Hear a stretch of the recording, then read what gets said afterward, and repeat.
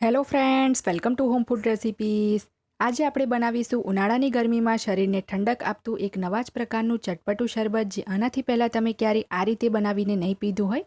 ફક્ત 5 જ મિનિટમાં આ શરબત બનીને તૈયાર થઈ જાય છે અને ઘણું રિફ્રેશિંગ ફીલ કરાવતું આ શરબત છે, જેને આજે આપણે એક સિક્રેટ સામગ્રી ઉમેરીને બનાવવાના છે. તો ચલો આ ટેસ્ટી શરબત બનાવવાનું શરૂ કરીએ. સૌથી પહેલાં આપણે એક નાનો મિક્સર જાર લઈ લઈશું. એની અંદર આપણે 1/3 કપ જેટલી વરિયાળી ઉમેરી દઈશું. સાથે જ આપણે એમાં 1/3 કપ જેટલી સાકર ઉમેરી દઈશું.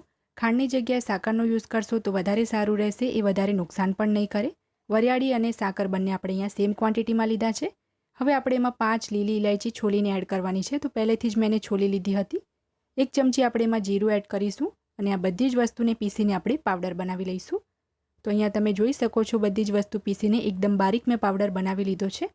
તમે આને વધારે ક્વોન્ટિટીમાં બનાવીને કાચની જારમાં ભરીને 3 મહિના સુધી બહાર જ રાખીને સ્ટોર પણ કરી શકો છો. જ્યારે પણ મન કરે ફક્ત 2 જ મિનિટમાં આ શરબત બનાવીને પી શકાય છે. તો અત્યારે આપણે આ પાવડરને એક બાઉલમાં કાઢી લીધો છે. જો તમારે આ પાવડર ચાળવો હોય તો તમે ચાળી પણ શકો છો, ચાળીને પણ બોટલમાં ભરી શકાય છે, પણ છેલ્લે આપણે જે શરબત હશે એને જ ચાળી લઈશું. તો અત્યારે આ પાવડરને મેં નથી ચાળ્યો. હવે શરબત બનાવવા માટે આપણે એક તપેલી લઈ લઈશું. એની અંદર આપણે જે અત્યારે પાવડર બનાવ્યો એ 3 ટેબલસ્પૂન જેટલું એડ કરીશું.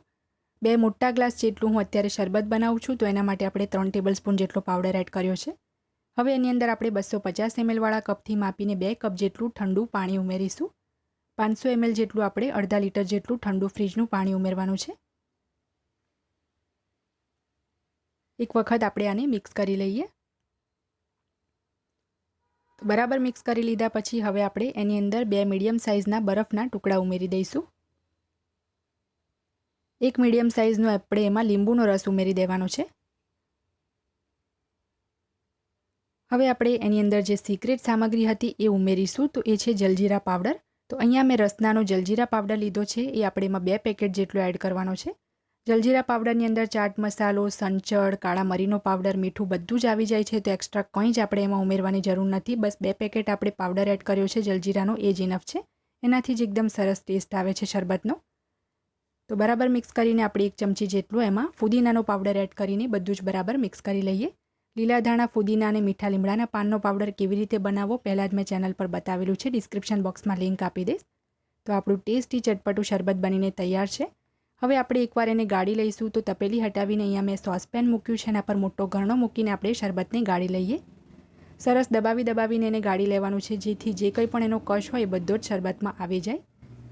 આ શરબત તમે ગરમીમાં જો રોજ રેગ્યુલર પીશો તો શરીરની ગરમી દૂર થવાની સાથે સાથે તમને લૂથી પણ બચાવશે. એસિડિટી, પેટની બળતરાની કોઈ પ્રોબ્લેમ હોય તો એ પણ દૂર થશે. તો હવે આ શરબતને આપણે કાચના ગ્લાસમાં સર્વ કરી લઈએ. જો પહેલાં ક્યારેય તમે આ રીતે આ ચટપટું શરબત ના બનાવ્યું હોય તો મારી આ રીતે એકવાર ચોક્કસથી એને ટ્રાય કરજો. જો તમને મારી આજની આ રેસીપી પસંદ આવી હોય તો મારા વિડીયોને લાઇક કરી, શેર કરી, ચેનલને સબસ્ક્રાઇબ કરવાનું બિલકુલ ના ભૂલતા. સબસ્ક્રાઇબ બટનની બાજુમાં જે બેલ આઇકન છે એને પણ દબાવજો, જેથી તમને મારા દરેક નવા વિડીયોની નોટિફિકેશન મળતી રહે. અને જો તમારે મારી આ જ રેસીપી હિન્દીમાં જોવી હોય તો મારી હિન્દી ચેનલ ઉપર જઈને જોઈ શકો છો, જેની લિંક મેં વિડીયોની નીચે ડિસ્ક્રિપ્શન બોક્સમાં આપી છે. તો મળીએ નેક્સ્ટ વિડીયોમાં. ત્યાં સુધી આવજો.